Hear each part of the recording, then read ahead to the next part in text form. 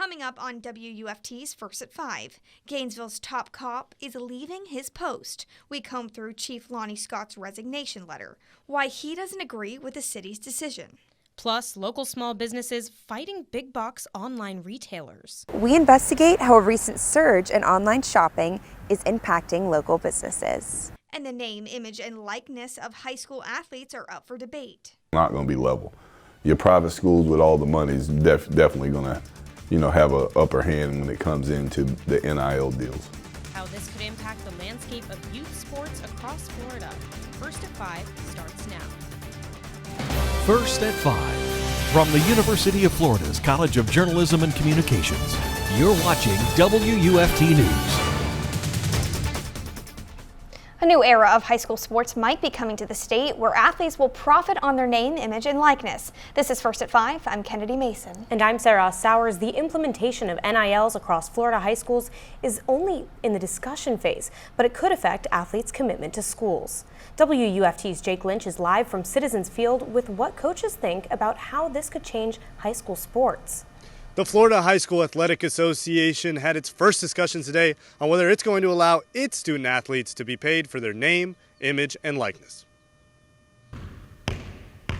Here at PK Young Developmental School, kids usually play sports for fun or a shot at college opportunities. If the Florida High School Athletic Association decides to institute name, image, and likeness guidelines, some of the athletes may be playing for a check. Something that longtime women's basketball coach Willie Powers says will shift the fairness of high school sports. The fields are not going to be level.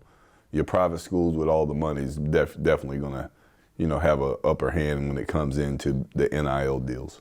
Currently, NIL is legal in about 30 states, each state with varying guidelines. Coaches want to know how Florida will enforce the measure. My first worry would be the regulation and the implementation of it at the high school level. The FHSA doesn't have the most expansive staff. While the concept of paying players for how they play isn't new, there are concerns that it's going to impact the where they play and the why they play. I think it's going to be bad for kids because they're not going to know how, when things get tough, how to fight through them, adversity, because they're not going to deal with much adversity. Coach Powers says it's not just a disadvantage to public schools, but also to his players. No, they won't see similar money. And that's sad. Women work just as hard. This is going to be an ongoing discussion. Even though no decisions were made today, considering the amount of high-caliber athletes that are produced by the state of Florida, we will continue to hear about this and we will continue to update you. Live here at PK Young, Jake Lynch, WUFT News. We're following a developing story within the Gainesville Police Department where the chief of police is set to resign. This comes after Chief Lonnie Scott was told he would be fired by the city manager. The resignation letter from Chief Scott to city manager Cynthia Curry read, "You offered me the opportunity to submit my resignation in lieu of immediate termination, and I requested the weekend to decide. After considering the alternatives, I have elected to submit my resignation. Nevertheless, I remain unclear as to why you believe this is necessary." He then went on to list the improvements he has worked on during his time as chief and gave a resignation date of March 29th. Assistant Chief Nelson Moya will serve as the interim chief while a national search is conducted for someone to take over full-time. The Florida Highway Patrol needs your help solving a pair of deadly hit-and-run crashes in Marion County. Both happened earlier this month and just days apart. Back on February 16th, troopers say a bicyclist was traveling on County Road 314 near Northeast 68th Court when the rider was hit. The victim died after being thrown off their bike. Investigators say the driver fled. Troopers determined they are looking for a Chevy Equinox between 2010 and 2015. FHP posted a model of the vehicle you can see on your screen. Detectives say it will have noticeable front-end damage. And the second accident happened 2 days later when a pedestrian was struck on Northwest Gainesville Road near Northwest 100th Place. Troopers say the person was walking in the road when they were hit. This vehicle incident was also a hit and run. Debris left behind from the accident led investigators to determine it was a dark gray Acura MDX. This SUV would also have noticeable damage to the front right section. If you have any information about either crash, you're asked to call the Florida Highway Patrol. Temperatures are on the rise, and the UF weather team is even forecasting the highs to get into the 80s. UF forecaster Morgan Plotka is timing out the warmer temps in your weather forecast. Yes, and if you have a look outside right now, we are seeing sunny skies, blue skies in the area, barely a cloud in the sky. Temperatures around 74 degrees right now with winds only at 9 miles per hour. And if we have a look at those temperatures right now, we're seeing 74 degrees in Gainesville, 74 degrees in Reddick, 74 degrees in Hawthorne, a lot warmer than it was yesterday. And if you could really see that with our 24-hour temperature change. We're seeing a 9-degree increase in Jacksonville, 7-degree increase in Stark, and 5 degrees in Gainesville. And then we are going to see those temperatures really stay warm for the next couple of days, but then we're going to get a cold front coming into the area. Back to you.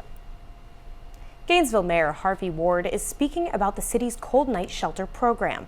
WUFT's Madison Ginsberg is live in the studio with what the mayor says is a successful initiative for the city's most vulnerable neighbors. The UF weather team says our area has experienced cooler temperatures this winter. And because of that, Gainesville's cold night shelters of St. Francis House and Grace Marketplace have been extra busy. Mayor Harvey Ward says this resource is proving beneficial to the city's homeless neighbors. Ethical and moral reasons, I believe as mayor, and I believe our commission believes, that it's wrong to step over our neighbors on the sidewalk. That's one main reason why the city of Gainesville has developed its cold night shelter program.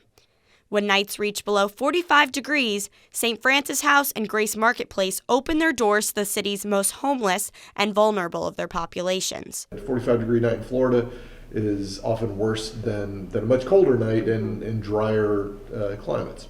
The program is funded by a federal community development block grant. $25,000 is set aside each year for the CNS program. Mayor Harvey Ward says that $25,000 is just a drop in the bucket when it comes to what the city is spending to combat homelessness. Nearly $2 million a year or so, depending on the year, that the city of Gainesville spends for homeless services. The St. Francis House works primarily with women, children, and families to provide services and shelter. Grace Marketplace is open to individuals. The mayor says this shelter is a model when it comes to its services and provides a framework for other shelters across the nation. We're committed to making this a better place to be for everybody. This season, Gainesville's cold night shelter program has been activated more than a dozen times so far. The cold night shelter program is in effect tonight as temperatures are expected to dip below that 45-degree threshold. The program will run until March 31st. Live in the studio, Madison Ginsberg, WUFT News. Alachua County Public Schools released a document answering common questions about the possible conversion of Newberry's public schools to charter schools. We first told you last week about the city's plans and the establishment of Newberry Education First. They requested a vote to convert Newberry Elementary, Oakview Middle, and Newberry High Schools to the charter for the 2025-2026 school year. The explainer posted by county leaders shared information from the Newberry Education First website. You can find that document posted on the ACPS website or their social media pages. The district also included details on a timeline for the voting process. Marking the 2-year anniversary of Russia's invasion in Ukraine, UF students joined together to recognize those that have been affected. WUFT's Nicole Borman attended the Ukrainian vigil to highlight what individuals have been doing to stand together as a community. The war in Ukraine continues to plague those both at the home front and overseas. As the fight rages on, the people of Gainesville have gathered to commemorate the lives lost and stand together as a symbol of unity. Of people who gave their life as the ultimate sacrifice for the freedom of Ukraine. It's been 2 years since Russia invaded Ukraine, and the members of the Gainesville community gather to the somber occasion. On Lake Alice Saturday night, individuals lit candles, sang songs, and remembered the more than 10,000 people who died since the war began. Vigil organizers like Sasha Nelson are grateful events like this highlight the continued struggle of Ukrainians. I think it helps the Ukrainian community feel supported, feel that we have each other here despite some of us being born in Ukraine and living here as immigrants, and gathering here together with Ukrainians and Americans helps us feel that the conversation about Ukraine in America is still ongoing and there are still people supporting Ukraine. The crowd was filled with different types of Ukrainian supporters, including those with different backgrounds, like UF student Jacob Stein. This is just a personally important issue for me. I've been following the war super closely since it happened. I remember the first week of the full-scale invasion. I didn't sleep for like a week straight, just so, distraught and caught up following it. And it's still going on, so here I am. However, for others, the hope for peace in Ukraine hits a little closer to home for attendees like Svetlana Parker, a Ukrainian student attending UF. Even though I wasn't in Ukraine when the war started, but my family was occupied for 6 months, the longest 6 months in my life. They are deoccupied now, thanks God. Ukrainians and their supporters are not giving up hope that the war can come to a more peaceful resolution. The U.S. has about $75 billion in aid to Ukraine, including humanitarian, financial, and military support. The president wants to meet with congressional leaders tomorrow to press for an emergency aid package for Ukraine and Israel. In the studio, Nicole Borman, WUFT News. Several communities across Marion County no longer have to worry about their boiling water. Marion County utilities say the water is safe to drink after a survey found no presence of bacteria. Customers living in Fort King Forest, Highcliffe, and Delcrest, among others, can enjoy clean water. Officials set the precautionary boil water notice at the beginning of the year. Coming up on WUFT's First at 5, a community welcomes the peak of strawberry season with 2 weeks of festivities for the whole family. Small business fight against their bigger competitor in overgrowing e-commerce. We have more on its effects on local businesses after the break.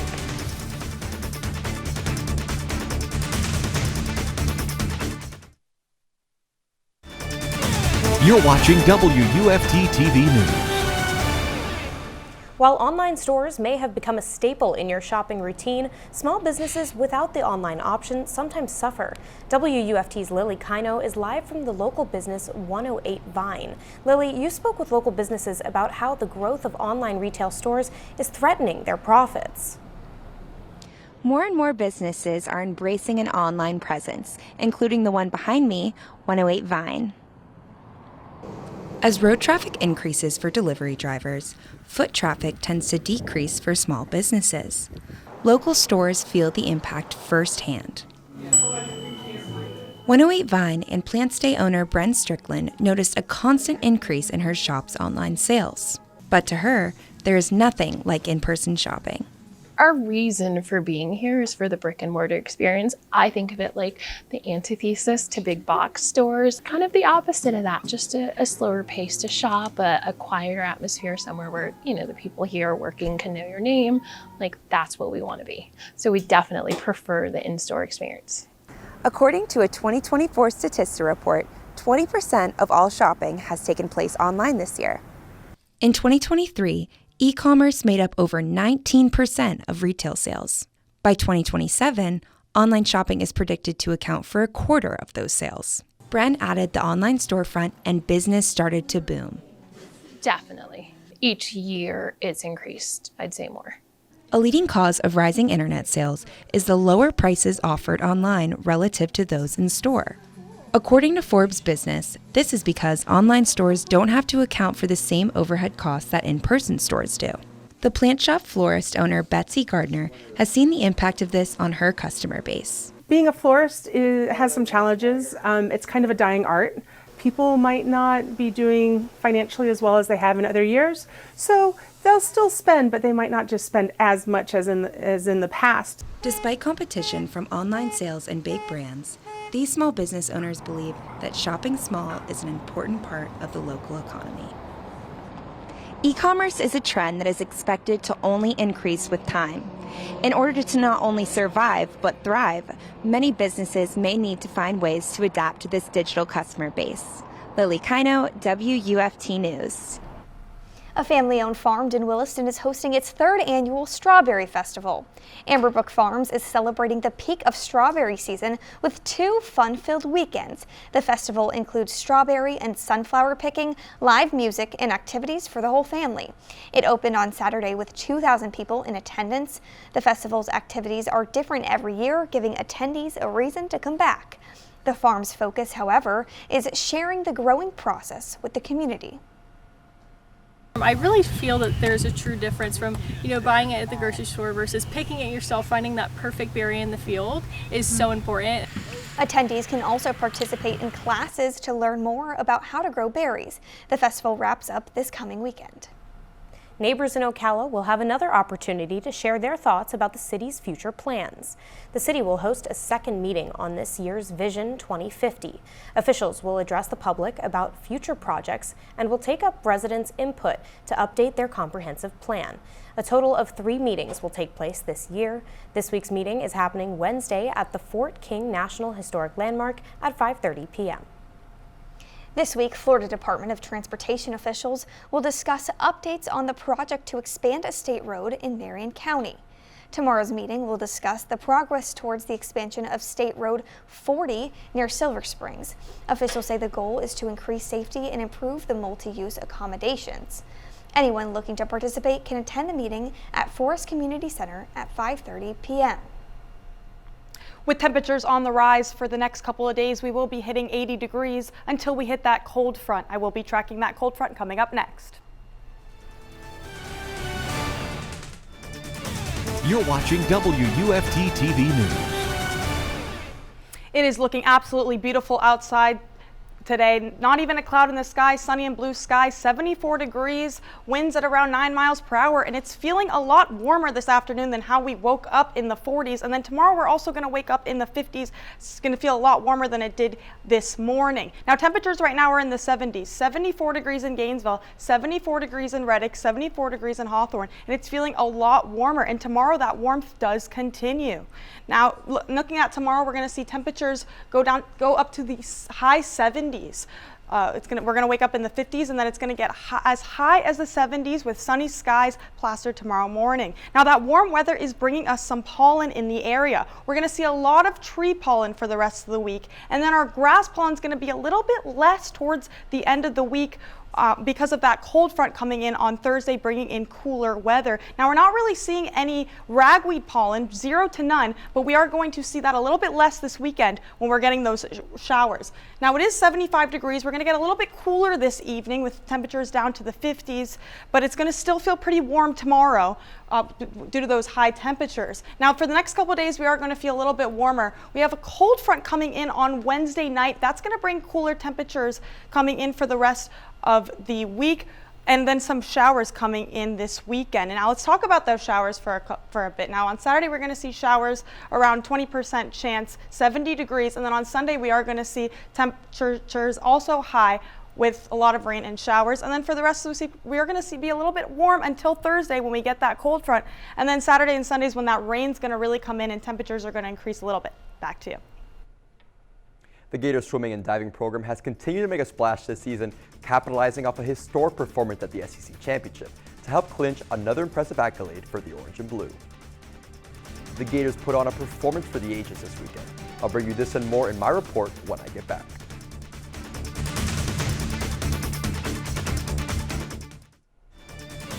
You're watching WUFT-TV News. Welcome to sports. I'm Alexis Vivanco. Gators swimming and diving are making room for new hardware after both the men's and women's teams managed to become back-to-back SEC champions. The last time Florida claimed both back-to-back titles was 28 years ago in the 1996 season. With the win, Florida has now increased its overall SEC titles to a league-high 265. Number 4 men's team scored an NCAA best 1,584 points, while number 3 women's had a historic championship en route to its 19th conference title, shattering 8 school records to finish with another NCAA and program best score of 1,391. Florida men's basketball continues its trek through the SEC as they look to bounce back in conference play when they host the Vanderbilt Commodores at home on Saturday. Florida got the place jumping with a strong showing against Vanderbilt in the first half, but the crowd stayed on their feet for another heated competition, the first ever Baby Race. Not a lot of trash talk in this outing because the babies let their game do the talking. Ultimately, a baby by the name of Hank the Tank blew past the competition to take home $5,000. Oh yeah, back to basketball. Strong showings from Walter Clayton Jr. and Will Richards, who combined for 40 points, helped the Gators make light work of the Commodores 77-64. The same can't be said about the women as their SEC showdown against the Georgia Lady Bulldogs didn't go as planned. Even a 21-point performance from Leilani Correa could not stop the Bulldogs from having their way. Florida unfortunately couldn't get their shots to land and found themselves on the losing end of this exchange, 76-60. And hot off an upset against number 2 LSU, Florida Gymnastics is putting the world on notice. Leanne Wong says her 10 on the floor routine to win the meet came down to one thing: preparation. No, like from the beginning, the Gators have a goal just to improve every meet, and of course we wanted this win, so we always had to put our best out there. So just after the 10 and the 995 on beam, I guess there was a little fire. Just wanted to go out there and put my best floor routine out there. The Gators look to keep their hot streak going against Kentucky March 3rd.